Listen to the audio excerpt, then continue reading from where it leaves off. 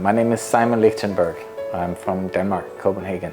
I've been living in Shanghai 32 years. I came to study Chinese at Fudan University in 1987. I think a very big difference between the Western-style democracy and Chinese-style governance is the planning, because usually Western governments, they only plan for one presidency or two, so maybe 5 years or 8 years or 10 years. But the Chinese government and the Communist Party plans a long time ahead. So the 5-year plans is a very important element of the governance of the country. And recently, from the third plenary session, there was targets set for 2029, which is the 80th year birthday of the People's Republic. I think that's actually, compared to previous sessions of the third plenary sessions, there was maybe not a specific deadline other than the normal 5-year plan. But in this case, there's a certain deadline for the 2029. And I think that's a very good sign that you have a very specific target and very specific date for the longer term, although 29 is not that far out.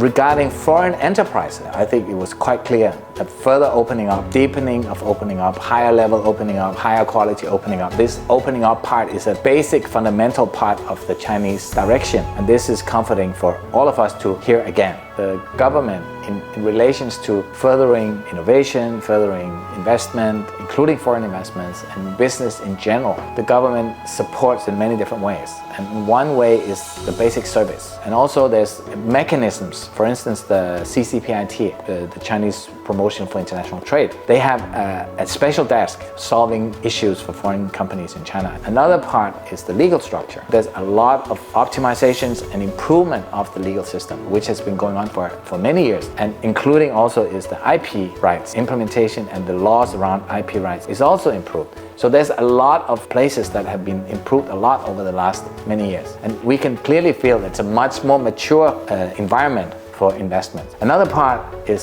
supply chain. There's no country in the world that has the breadth and depth of supply chain, of components, of services, even the road network and the ports and airports and railroad system. All these things is supporting industries, and we are placed in the Yangtze River Delta, which is a hub for all sorts of materials and components. So this part is also a very, very strong area for China's industrial development.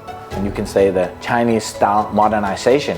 I think the central government and the third plenary session puts a lot of effort on technology and innovation. That part is important, I think, for any country to push and to encourage, to keep on making efficiencies higher and so on. So one thing that really made an impression on me from the third plenary session is around the integration of rural and urban development and how to balance the rural development, which is really being pushed. China has moved between 600 and 800 million out of poverty during the reform and opening up period, which is incredible. But how do you balance the next steps and the next level of the rural development is important, and how you integrate it with the cities. And I think that had a big place in the third plenary session. I thought that was a very good thing for China and for the world.